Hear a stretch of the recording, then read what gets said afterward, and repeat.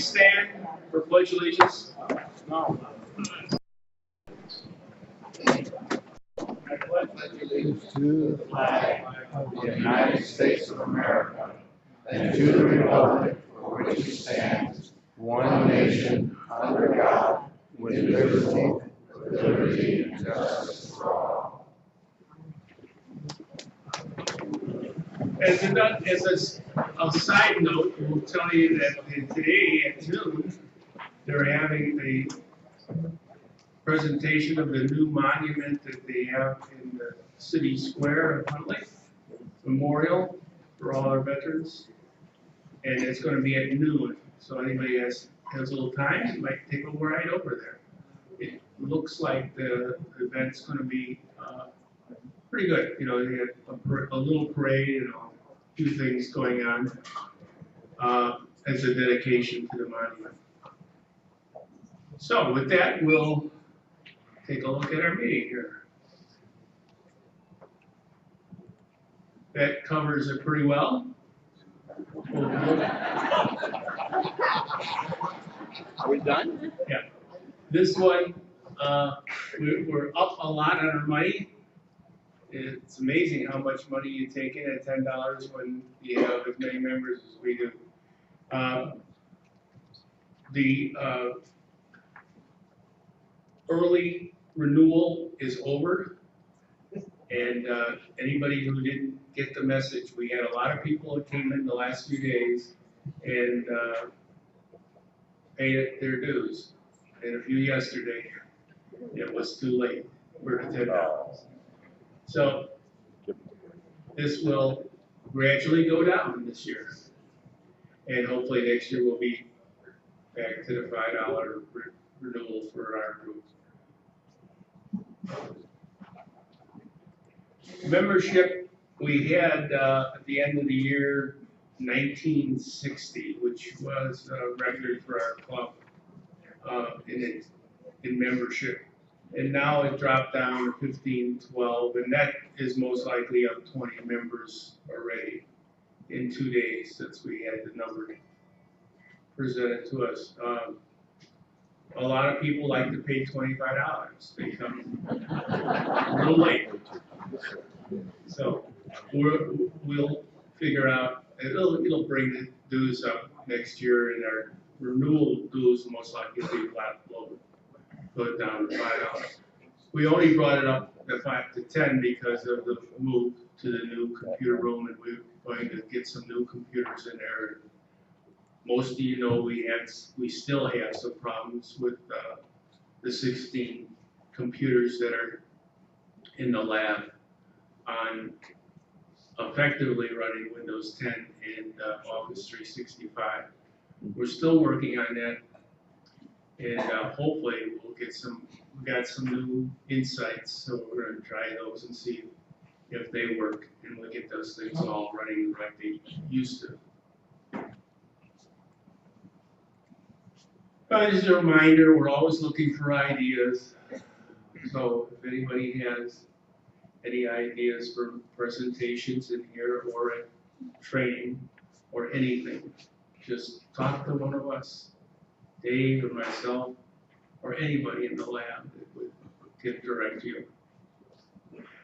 And the monthly newsletter is another one that always needs input of some type. So if anybody has any ideas,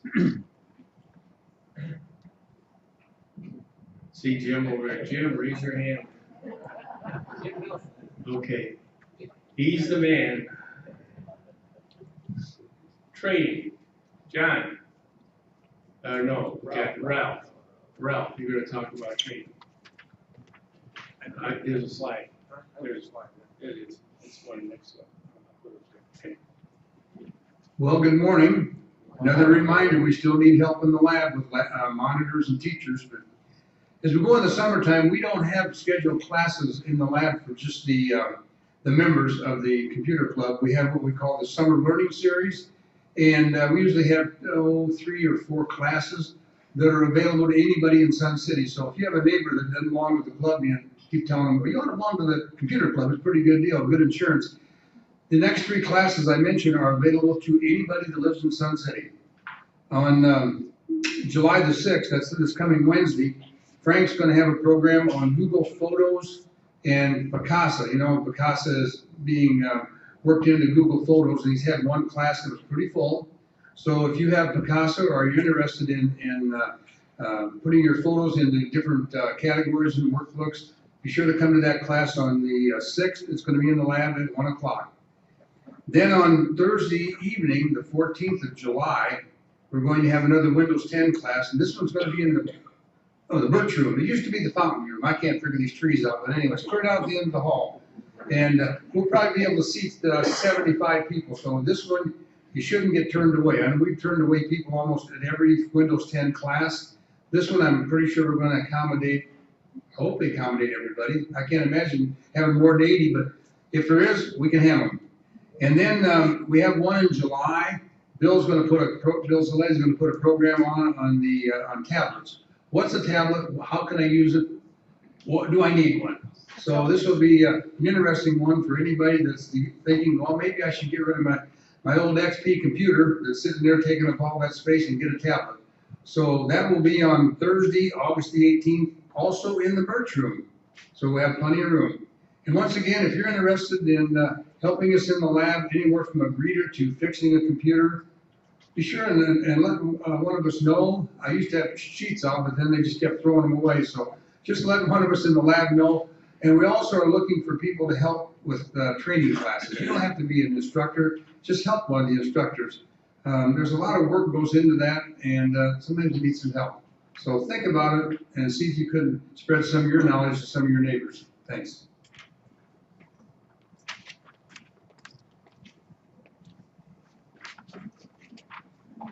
Thanks, Ralph. Is Jeff here today? I didn't see him. Jeff? Okay. The photo sig is having their display over at the library right now in Huntley. So if you get a chance, take a wander over to the library, and there is a display area where they have art and stuff. So they got 10 or 12 pictures up there that were taken by Sun City. The PhotoSig group members took pictures, and all the pictures that they have are excellent, and you'll be surprised if you go and take a look at them. So that is that. An election of officers, John. What?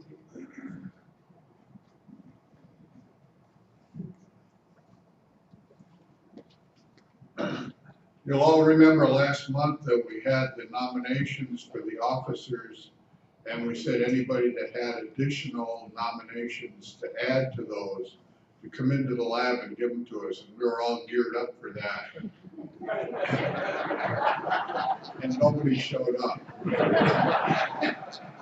So are there any nominations from the floor? Am I missing somebody? Then the nominations are for President Frank Geister. Stand up, Frank. For Vice President Dave Ruby. For Treasurer Howie Huckstad. And for Secretary Molly Frithop.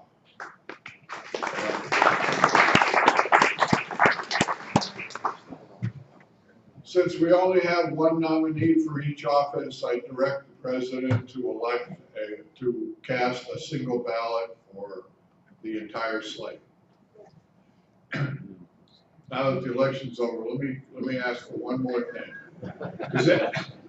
Does anybody have laptops at home that they want to get rid of? They're sitting in the junk pile and they haven't done anything with them. We use the parts out of those to fix other people's laptops. We're very short of laptop parts, especially hard drives and memory. If you have one you want to get rid of, bring it into the lab, put it in the recycle pile, we'll pull out the parts that we can use and use those to fix other members' computers. Thank you.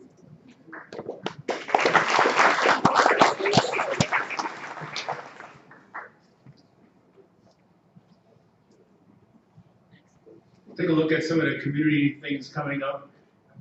The cow meeting, or now don't call it the cow meeting anymore, it's the committee of the whole meeting, will be July 6th. A board meeting will be the 27th at 1 o'clock, and then they're looking for new board members.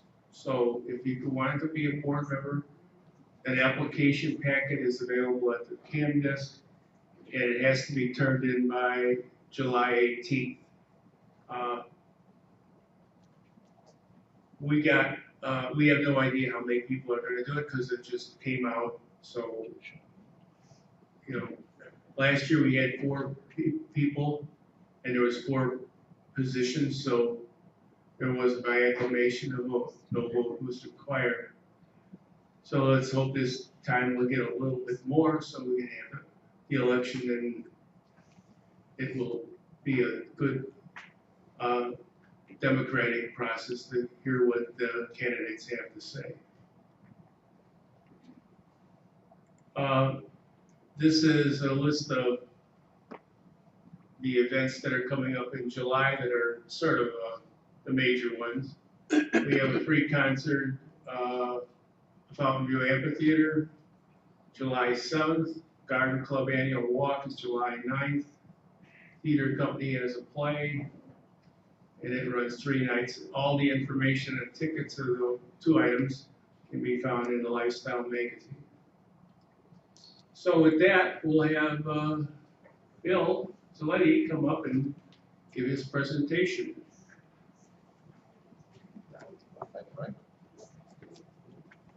Good morning, everyone. The presentation that I'm going to do today on spreadsheets covers a very small segment of what we can do with spreadsheets. The intent of this presentation is to give you some idea of how spreadsheets can help you in just listing different things out there. So I'm not going to spend a lot of time on spreadsheet uses such as formulas or connecting spreadsheets or inserting things such as that. We have classes in the lab that will help you with that. And also, I want to mention that anything that I talk about today, if you are interested in pursuing that, we welcome you to come into the lab. Practically every one of the monitors that works in the lab has Excel experience, and we can sit down and help you design one of these spreadsheets, and then you can just merely use it as a template to work with after that. So with that caveat, I'll get into the presentation. I'm just going to do a couple basics in the spreadsheets. I don't know how many of you know some of this. If you do, I regret that it's boring to you, but I'll just cover a few things on cells, workbooks, worksheets, and formulas, and I'll do it quickly. Here you have on the screen an example of a worksheet and a workbook.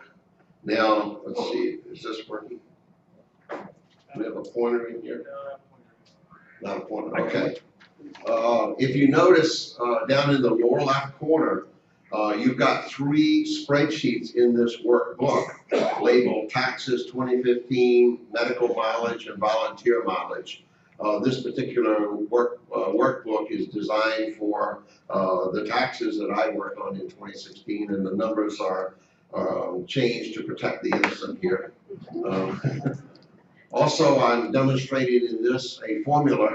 If you look at where I said the cell, where the $200, that's both a cell, physically a cell, and behind that is a formula. And the formula merely takes the number of trips times the mileage round trip to each one of these, and then calculates it out for the 200 miles. And if you do your own taxes, or if you prepare information for someone who does taxes for you, you can see all you really need is the bottom number, which is 600. I think it's $650 or $600 there.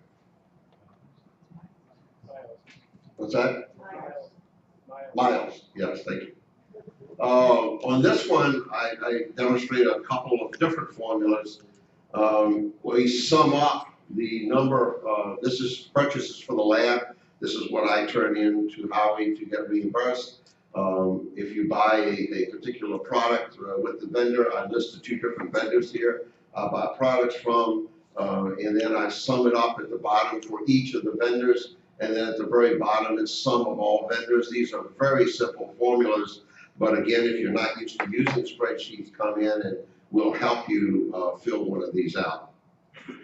Enough on formulas and spreadsheets and what have you. These are some categories that I came up with. Actually, I have to give credit to the entire Computer Club board. After I drafted what I wanted to do with this, I sent it out to them and everybody gave me some feedback. So this is a collective effort from the Computer Club in terms of the types of spreadsheets that different people in the club that are on the board are using themselves.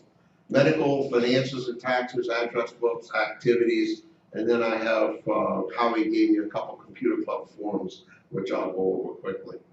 This is an example of a Computer Club form, which I had showed you previously, a spreadsheet that I developed before Howie developed this particular spreadsheet to indicate to him where we had purchased something, what the total amount was. And in my case, I break it down by the purchase price, the shipping and handling, the taxes, so you can see it on that one that I had previously. Howie can do the same thing with this one. But this is an example of a spreadsheet. Now, most of you would probably look at this and think this is a document, something that you do on Microsoft Word. And you're correct, you can do this on Microsoft Word. But if you set it up into a spreadsheet, then you also have the cells. You see the number 1 at the top left corner of this spreadsheet. You could just use the cells to start typing things in, and it automatically arranges it for you. It also allows you to put the formulas in at the end, so as you put something in, a particular item, you bought 3 of them, it'll automatically calculate the total amount for you. Here is what we went through the early renewal, which is now closed, and we had both a manual process as well as an automated process. When there was no one in there to handle the computer, to handle your renewal, your early renewal, we had a spreadsheet that Howie developed. There are actually 3 different parts on this, and the front part of it gives you the $10 and the who we collected the information from. When that's cut off and given to you, the back part of it tells you when the renewal actually took place. So this is an example of a spreadsheet that has a front and a back to it, and they're lined up perfectly, so when you cut them off, it will automatically. Using cells helps to do this because it arranges and aligns things automatically for you. You don't have to spend a lot of time doing that manual process that you would in other applications. Here's a couple examples, or a few examples. If you are working with your doctor and you need to keep track of your blood pressure, your blood sugar, your weight, and you need to make notes for your doctor, this is a spreadsheet that I developed that collects this information and allows you then, most of the doctors that we deal with today now have portals or websites that you can go to, and you can actually take this information and post it for your doctor and have a conversation with your doctor without physically being there. I don't know if you're watching and keeping up with telemedicine and the whole aspect of what's going on. I'm not going to get into that discussion. But you know, this is a really great way to communicate to someone what's really happening, and they can communicate back, and perhaps the doctor then says, you know what, based on this, I see I need you to come in and talk to me. Or, nope, this looks fine, just keep going with what you're doing. The previous one included weight and blood pressure. This one is merely blood sugar reading, and this particular chart breaks down the blood sugar reading by time. It makes it easy for you to track this. So, and I even included before and after breakfast. If you're tracking blood sugar, you know those are different. But I highlighted that. Again, you can keep these if you want. If you want in Excel. Again, go back to the workbook that I talked about in spreadsheets. You can, thank you, sir. You can actually have both of these in a workbook, and then you can link. So in here, I could take these and link all of these different ones in here to a single cell or back to the other spreadsheet that I had, so I could, it would just automatically fill that in for me. So regardless of where I put this information in on this particular spreadsheet, it'll link it back to the other spreadsheet, and then I can track that on one. But if I want to know, or the doctor wants to know, what are these blood sugar readings, you can have two different spreadsheets that you can send the doctor and discuss them. List of doctors, this is merely a spreadsheet that's developed. You're gonna see this same spreadsheet used over and over in this presentation with different columns on it. But you can create a single spreadsheet. Again, you can do it either in a workbook or have multiple workbooks. In this case, list of all of your doctors. Now, this is really handy for you to take with you, either electronically if you have a tablet. A phone's a little small to do it on, but you have a tablet, you can take this with you when you go to see a new doctor, and they always ask you who your doctors are, what their address, what their phone numbers. If you're like me, I don't remember all that information in my head, so I can just pull this up on my tablet and write all that information down for the new doctor. This is a pretty handy type of spreadsheet to use. Medical procedures, again, medical procedures you may have had in the past. You may have forgotten some of them. Notice on this one, and I just built these up, this is not actual information, it's just fictitious, but things dating back to 1960, you might need to know that information or provide that information to your doctor. Once you put this in and save these spreadsheets, it'll be there forever for you to use and pull up. In this particular one, tracking the procedure, you've got the procedure, you can also make notes. You can take that same spreadsheet, create another one, or expand it. If you look at this one, notice that I've got procedure, date, location. On this one, I have procedure, date, location, and then follow-up notes. You can create that. You can do lots of different things with the same sheet, or you can copy these sheets from one to the other and create different things. Here's a weekly menu. This one I actually didn't develop. I know it is in Excel. It was given to me, and I just mainly copied this and put it up here. But if you want to do weekly menus, you can do those. Again, cell alignment is the key thing. You know, when you put things in the spreadsheet, it's going to automatically align these cells across here so you can see them. In this one, they compacted and left very little spaces in them. But in order for you to make this, for me personally, to make this more readable, I would have, you see this line is straight across, I would have done the same thing for lunch, made it straight across. Because visually, when you're looking at something, it's a lot more visual to see things when they're lined up that way. So when you're building spreadsheets, keep that in mind, both for yourself and for anyone that you're going to share the information with. Here's a calendar. I created this calendar. It took me about, I never used the calendar on here because I use other calendar tools. I created this calendar in about 5 minutes. It's that simple to create. And then if you notice in here, I have color codes for the different types of meetings or appointments that I might have.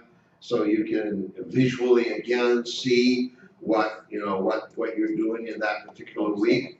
You can do this on a weekly basis, or in this case, I developed this for a monthly basis. I went out and at the assistance of Paul Green in our lab, he and I looked at some different templates, and I found there are 113 different templates for calendars in Excel. So I would say that anything you want to use for a calendar in Excel, you could probably create it. Again, I haven't played with these templates, but my guess is like any calendar program, if you pull up a template that has an annual calendar on it, and you have something that's repeating, such as our, if you're working in the lab, you're there on Monday mornings, you can say every Monday morning from 9 to 12, computer lab is open, it'll automatically populate that for you. Obviously, you can do that on your phone, your tablet, your computer, any other type of program. But this is a good example of how Excel can help you and assist you with your calendars. For people that like paper calendars or like to post a calendar on their refrigerator or something like that, this is an excellent example of filling your calendar out, printing out the particular month, selecting the month, putting it up on the refrigerator. You can then handwrite into it if you need to add things, etc. But for repeating events, it's always there for you and helps you to stay on track.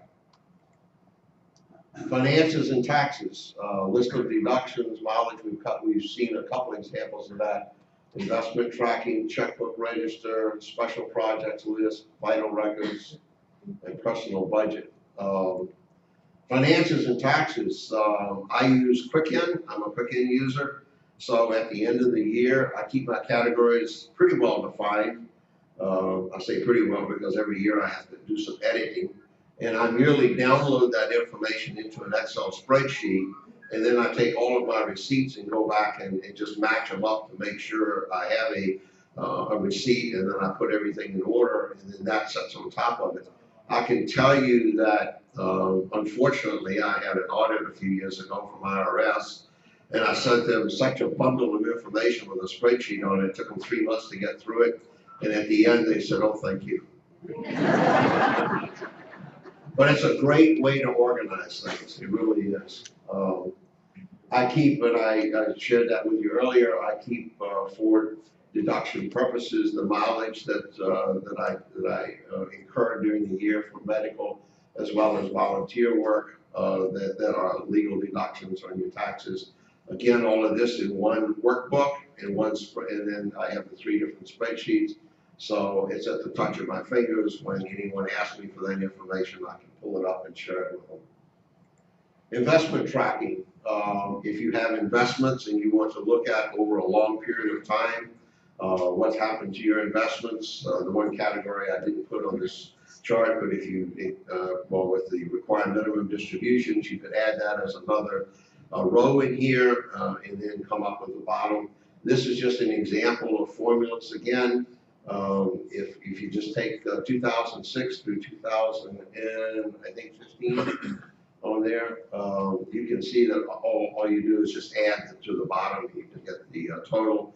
If you have a required minimum distribution, that would be a subtraction versus an addition. So you would either you put it in as a negative, which you can do, and then go through the summation process, or you can put it in as a positive and then write the formula to extract or subtract that information. But just an example of how you can track your investments. This is a checkbook register template that I found online. This looks pretty cool. You can see they've already got the green bar code as if we were back in the 1960s with green bar paper. So if you like that kind of format, I thought this was pretty cool. Use up a lot of ink in your color printer, by the way, so I don't subscribe to it necessarily if you're going to print this. But it is visually, if you use it electronically, it's very visually presented to you so you can read across the information. But the one thing that Paul Green spent some time talking to me about is if you use these, I'm not a template user because I develop my own spreadsheets, but he said if you do use templates out of Excel, they work very, very well the way they're designed. But if you start getting into modifications, you're going to find that whoever wrote that pretty much locked in what they wanted to do, and they don't really like you messing around with their templates. So if you say, really, I really like what I'm doing here, or I like what I see, but I want to do this, this, and that, use the template as a starting point and then develop your own. Again, remember, if you want to use some of these techniques we're talking about today and you're uncomfortable with them, come in the lab and we'll show you. Once you set up spreadsheets, they're very, very easy to use. Oftentimes it's intimidating if you're not used to using Excel to actually set the spreadsheets up. Here's a list of projects. I built a pergola right after we moved into our house back in 2005. And for presentation purposes, both here with the association, who ask you for a list of the materials that you're going to use, as well as when you go for your building permit with the village. This is just an easy way to put everything down. You only see this one list. I actually went out and quoted the materials with 4 or 5 major vendors in the area. And so I had each one of them on a different, in the same workbook with different spreadsheets, so I could flip from sheet to sheet and say, okay, it looks like this is the vendor that I want to use. And then I just selected that one, and that's what I printed and presented with my package to the association and ultimately to the village. This is a vitals record. I give George Sebastian credit for this. George helped me with some different things, and this is one that he is using. Obviously, I erased all of his personal information so that he wouldn't show up on here. But George shared this with me. This is a really nice record that I like, the vital records. This is on page 2 of it with some information. You can see that just keeping up with this. I think this in particular is one that is great to put in your will, and obviously copies of it in your safe deposit box. The one thing that my wife and I have done, we haven't done this piece of it, but we do have in our will a list of all of our credit cards and the dates, the due dates on them, the numbers and phone numbers for those credit cards, because whoever the administrator is of your estate needs to have that information to handle pretty quickly right after you're passing away. So I like these examples that George gave me. This is a personal budget template. If you're into budgeting, you say, I really want to know, I want to anticipate where I'm going to spend my money, and then I want to track that I spend my money the way I anticipated it for the year. This was a nice little template that Paul and I found on the website, not on the website, I'm sorry, but in the Excel templates. This one is an example of 3 different ones that are available. So the one on the left is the one I presented at on the previous screen, and then here are 2 other examples. I did not track the how many there were. These were the best ones that I saw for personal budgeting. They go on into corporate budgeting. You remember, Excel is designed for both personal use and corporate use, so you will find some duplication of that activity. And I thought these were the best examples of the ones you could find. Address books. This is one that a lot of us use in the club over and over. Here's an example of a family and friends address book. You can see that I have birth dates on the left-hand side, and across the other information regarding the individual, including the email address. I also have emergency contact information for family and friends in case, because a lot of people do want to share that with you in case something happens to them, and you may call one of their family members and let them know that something has happened, especially if they live out of state and what have you. But this is just an example. You could have many, many more columns on this to whatever you like. This is a backup. How many of you back up your contacts from your email? How many of you back up contacts? Just a few, I see. Okay. That's something that we highly recommend you do on some frequency, whether you do it annually, semi-annually, monthly. It's entirely up to you, depending on how often you change your address book.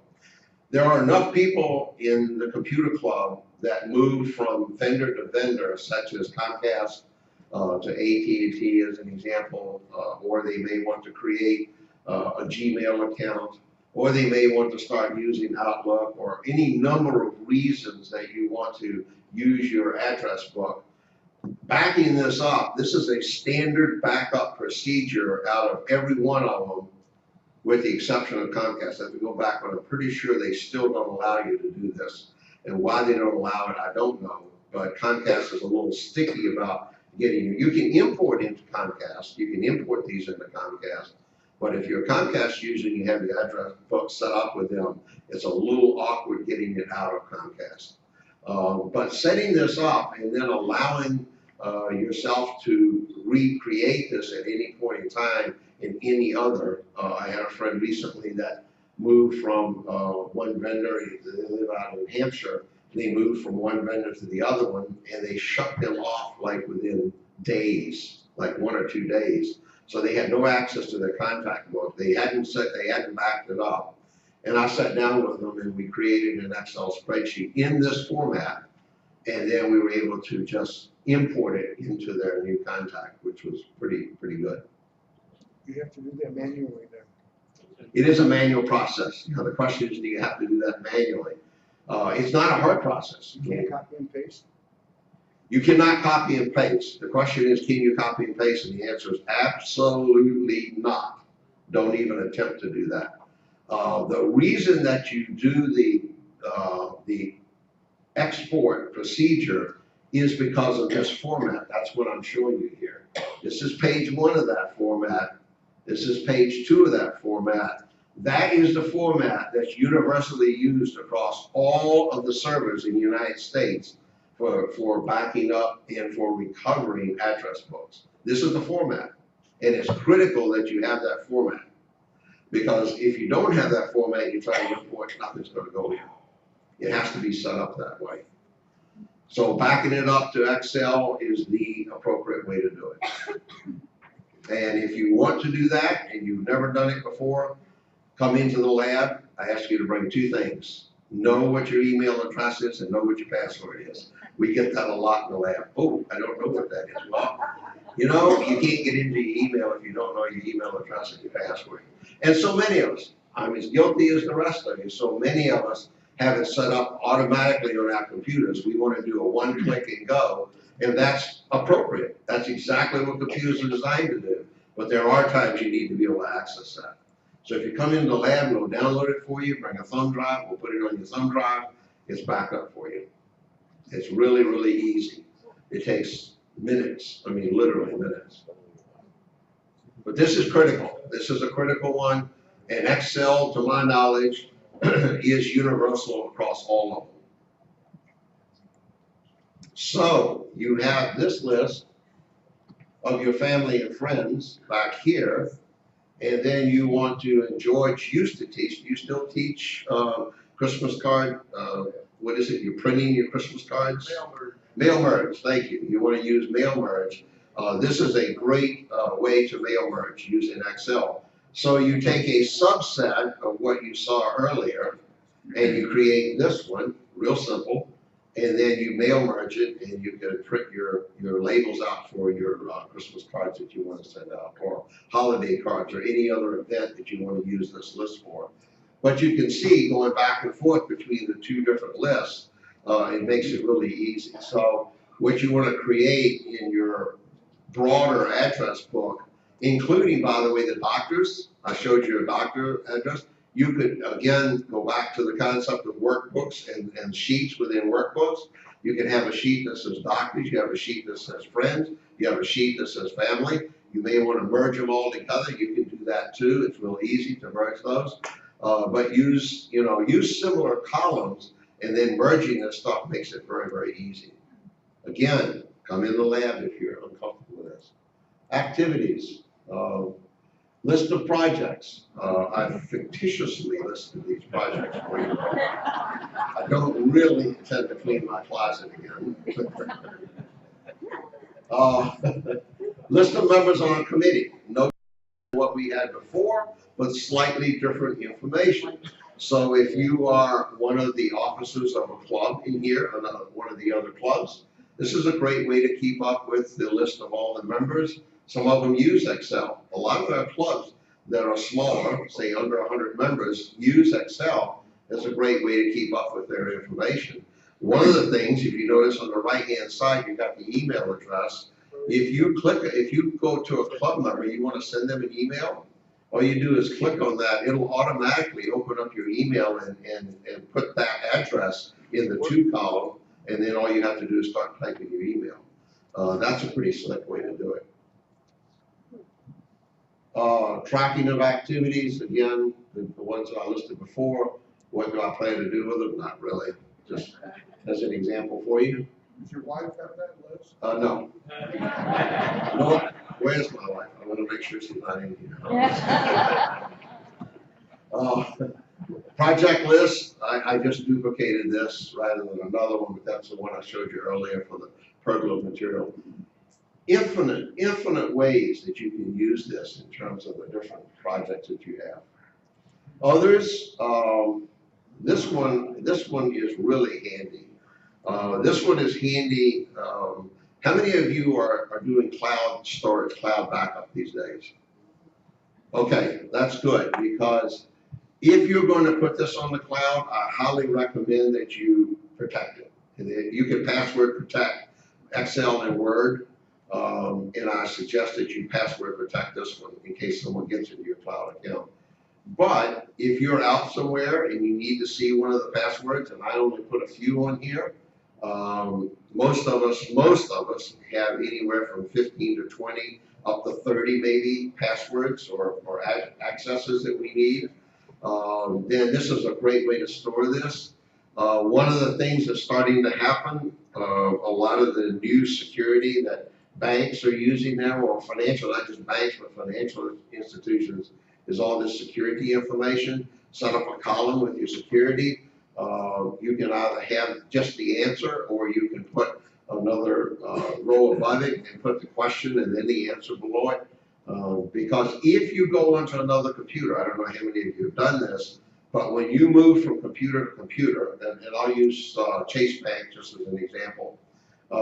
If you're on a computer that Chase has never seen you on before, it's going to ask you some of these security questions. And if you can't answer them, they're going to lock you out. And chances are they're going to lock you out back on your home computer.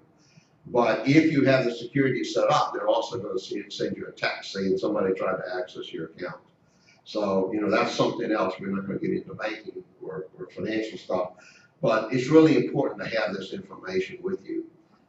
If you have it in cloud storage, again, if you have your tablet or your smartphone, you can pull this up from your cloud storage and always have it handy with you. Legal documents. Give George credit again. George provided this information to me.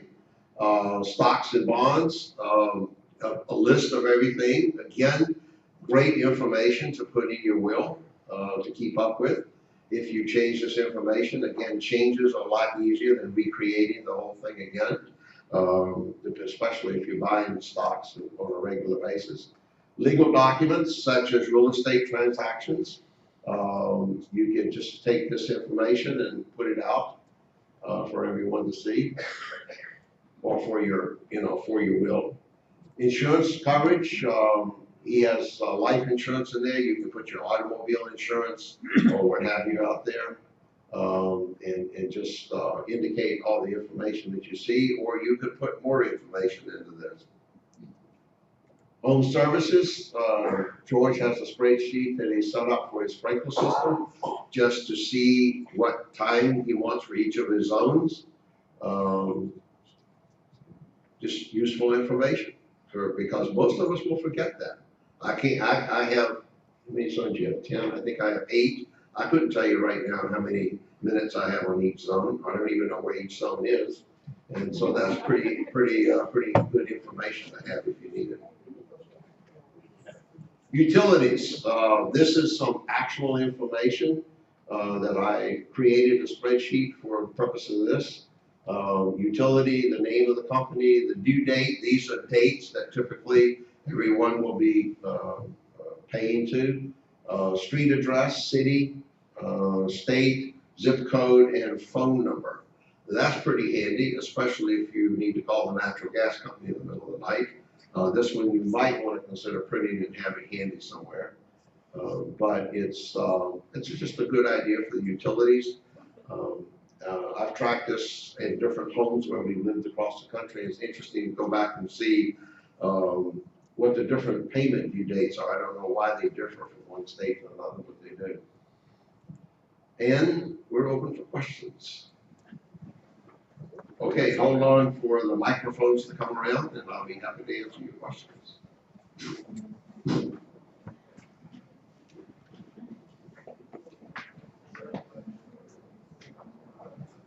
If Ralph has created a spreadsheet in his computer, he hasn't used a template, but he's created it himself, can he send that to me and then I can incorporate it into, for my benefit, rather than me recreating the wheel? Absolutely. The question is, if in your household, one spouse creates a spreadsheet, wants to share it with the other spouse, the answer is absolutely yes. If it's different information, all you have to do is delete the information in there and then continue to use the rows and the columns.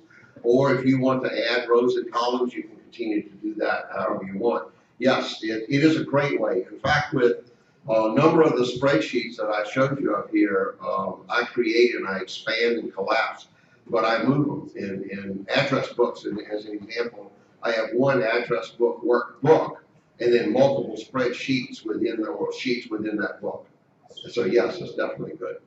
Okay, thank you. Password protection of the spreadsheet, the workbook. Yes, When you do it when you save it. correct. Okay. Yeah. One other comment. I also use Excel spreadsheet to do an architectural plan of my rear deck on my house.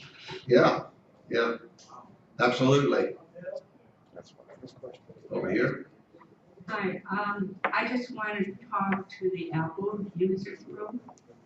Instead of Excel, we use numbers. That's the name of it instead of Excel. And the contact is, the address books is called contacts. And I recommend that if you have all your names and addresses in the contact, which is the address book, you can print that out, because sometimes if your computer goes down or you don't want to turn on your computer, you can have that printed list, and that has all your information. So this includes the Apple group. Well, for the Apple group, for your benefit, and thank you for mentioning that, because we are a club of different kinds of information. Excel is in fact Apple. Is an Apple iPhone. I have Excel, PowerPoint, Word, and Outlook on this phone, so that I don't have to learn the other versions. And I did that on purpose because my son converted completely over to Apple. He did the identical same thing. He immediately moved Microsoft products, and Microsoft recognized the demand for that, so they have them. If you're a basic Apple user, you've never used Microsoft products, good point, absolutely good point. Wait a minute, I've got a question up here. I'm gonna let him ask the question and repeat it. Where do you find these calendar and calendar templates and the other templates? Okay, the question is, where do you find templates? When you first launch a spreadsheet, you will see at the very, in 2016, in 2016 is what all of us are working on in the computer club now. When you open it up, it gives you various spreadsheets or various things that you can do. At the very top, it has templates. And all you do is put your cursor in there and start typing. When you open Excel? When you open Excel, yep. In 2016, I want to emphasize 2016 because I haven't used the prior versions now in over a year, and I do forget from time to time the different versions. But even if it's not automatically coming up, there is an area to find templates within it. There's always a help button in Excel. And you can always go to the help button and click on it and say templates. Yeah, the one thing I wanted to mention was we talked about locking spreadsheets. You can actually lock individual cells. If you write something in a cell and you don't want somebody to do it, or you have a column that has to add something up and you don't want somebody to overwrite your sum column, you can leave everything else open and they cannot touch that unless you give them the password to do it. Yeah. So you can lock a cell. You can lock a single sheet, or you can lock the whole workbook. Yep. Yep.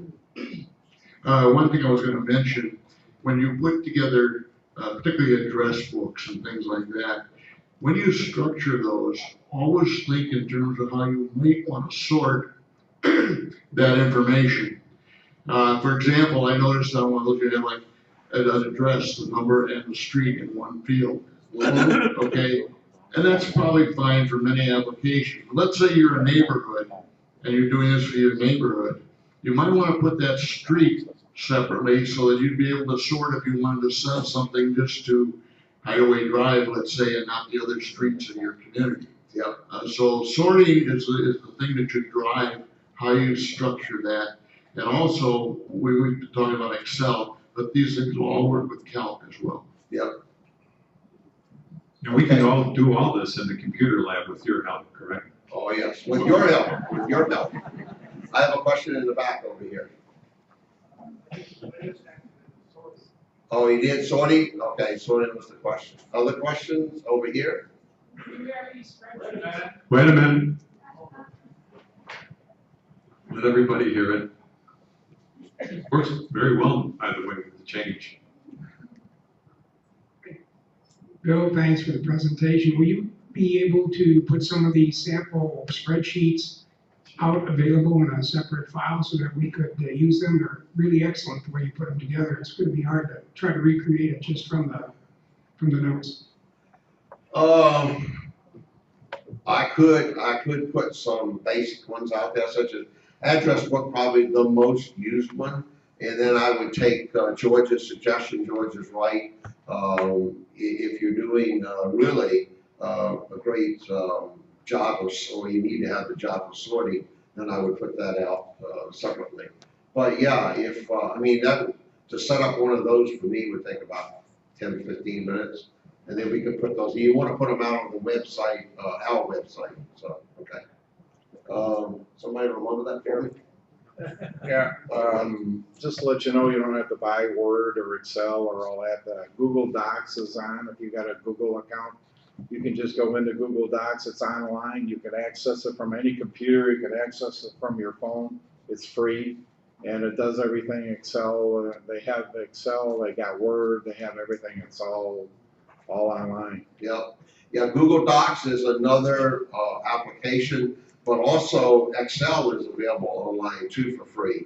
It's a limited version. If you're not getting into complicated formulas, you could use that, especially for listed things. Go ahead, in the back, go ahead. Yeah, Bill, kind of a dumb question. I know Microsoft doesn't support Money any longer, but what is the latest version of Microsoft Money that they do, that they hand out, I guess is my question. I'm sorry, I don't know the It's called Quicken. yeah. I don't know the answer to that. Most of us are Quicken users rather than Microsoft Money. I think for some reason Quicken captured the market and Microsoft was never able to penetrate that market. Quicken, by the way, has been sold. I don't know if you're aware of that, to a Canadian company. They decided to stay in TurboTax and QuickBooks, but Quicken became such a commodity product for them in the United States that they basically sold that off. Is all your money in Canadian dollars? Yes, it is. Yeah, it converts back and forth between.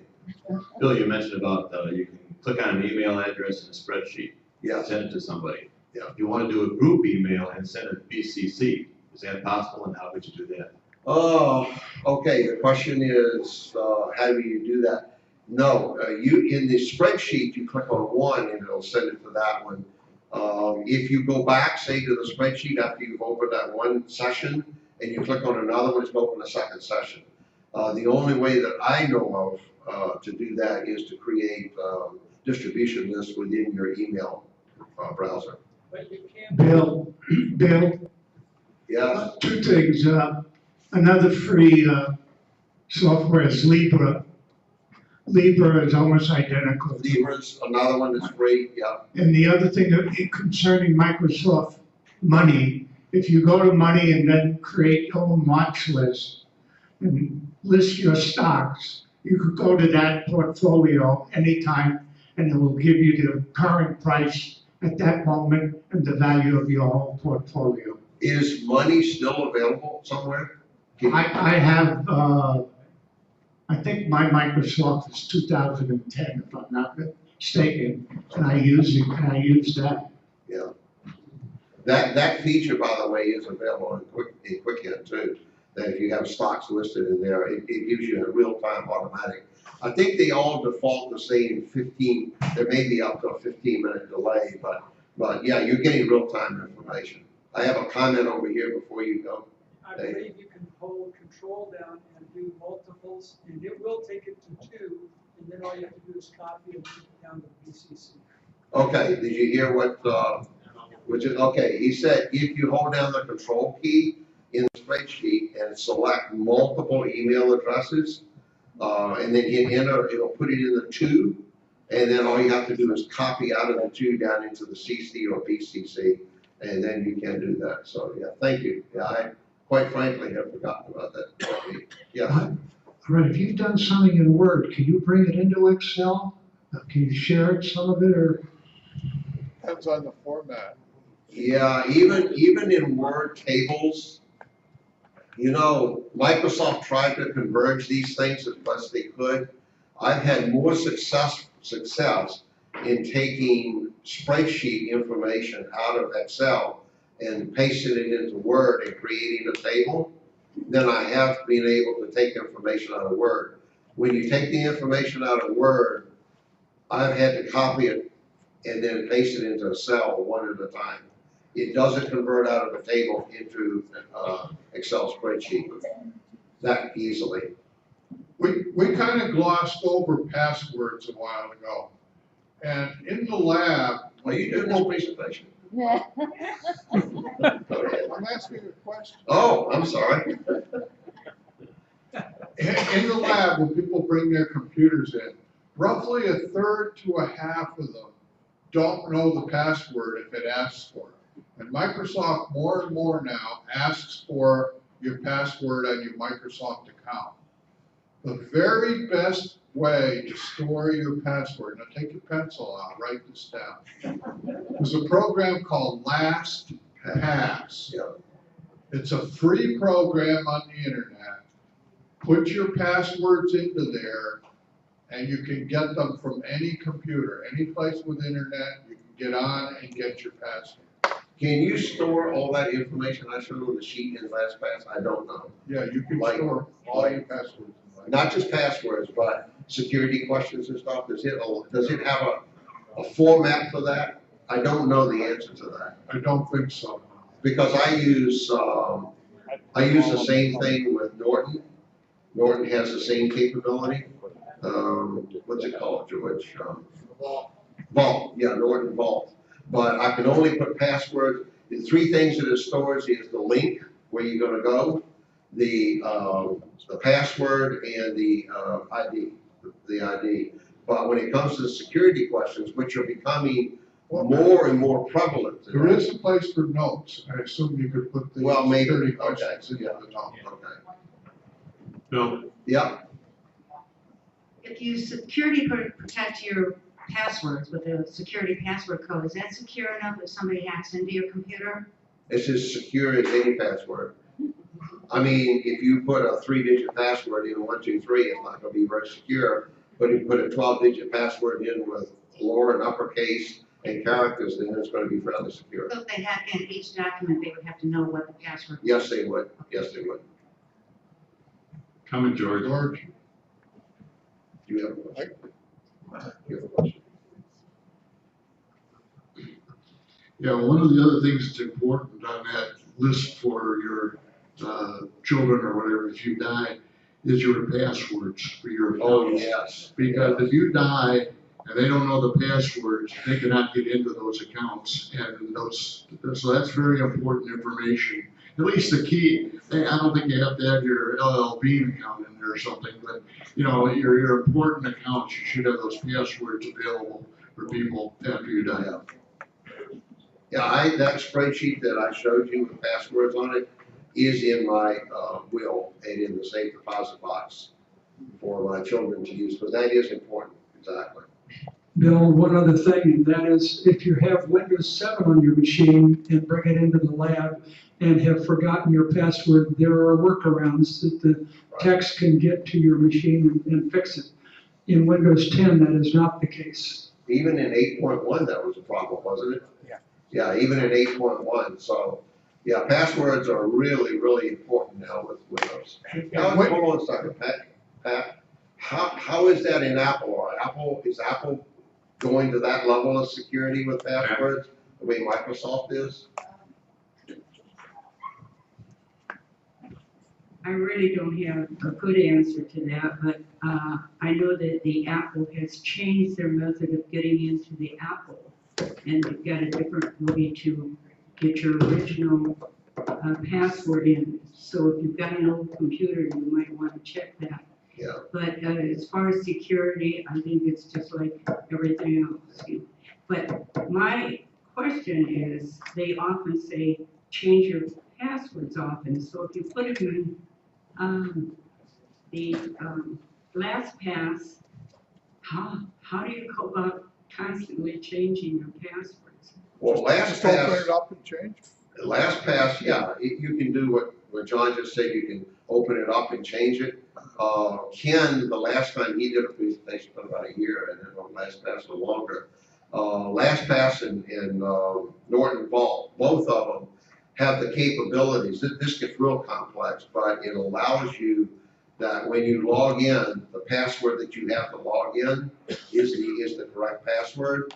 When you log out of that site, it automatically changes the password. As you're logging out, it changes the password. So the passwords are only good for that one login. That's a really highly secure way to do it, and it makes it very complex. If you're in the lab and you're trying to do something, you would then have to use Norton Vault for LastPass to access that. No. Okay. Where does one get the Excel information that I can put down on my computer or on my phone? Okay, for what, are you an Android or Apple? Yeah. Apple user, you just go to the App Store and get Excel. You have to be a registered Microsoft user though, because it's going to ask you for your username and password to download it. Question? I just had a question. You had two lists up there, one for family and friends and one for Christmas cards. Yeah. Obviously, Christmas cards is a subset of family and friends. Correct. It can be. Did you separately build both of those, or did you generate the second one? I just copied and pasted over. Just copied from one sheet and pasted into another sheet. I just have questions that I don't remember just being able to do this. Could you have a column in Excel that said, put a 1 in if they're on your Christmas card list and not, if they're not, and then generate it from there based on that column? Okay, did everybody hear the question? The answer is yes, you could use a number, or you could use the letter C, right, or you could do anything, just have a separate column that indicates it, and then go back to George's sorting capability, and then sort it, and then take that information. Oh, and then you're saying copy it? No, well, then you would just, George would take that into the, what he's working with Mail Merge. Yeah, you really don't need to keep a separate Christmas card list if you want. You can, when you make your labels or your mail merge, you can pull from that master address book and just pick up the fields. When you do the merge, you can just pick up the fields you want. So you can do it at that time if you want to do that. One more question. Yeah. I had a question on, you said about Excel on your phone. Yeah. Mine is an Android. And how do I find that? Through the Play Store. I had to stop the thing. I haven't used an Android in a while. Play Store is Android, App Store is Apple. Last question? Last question. I'm going to ask a question which is kind of a concerned person. The LastPass is on a server somewhere, right? Or the what? The LastPass application is on a server on the internet. It's on the internet. And it was prepared by people somewhere, right? Yes. It's probably not true that ISIS has planned to buy it from those people. Right now. Well, I mean, yeah, one of the things that we all live with, if we want to bury our heads in the sand and say, I'm not going to go on the internet and what have you, that's a concern that we all have. Every one of us that use cloud storage are subject to that, no doubt. That's my own personal view of that, is that's living in fear, and I refuse to live in fear. ISIS wins when we live in fear, and I refuse to do that. When you cross the street, you look both ways. Yes, you do, yeah. And I mean, that's a good point. And so, again, go back to security of passwords, 1, 2, 3, 4. is not a good password. A 12 to 15 digit password is the best way to go with that. And then there's also Libra 5.2. Yeah, Libra 5.2. Thank you, everyone.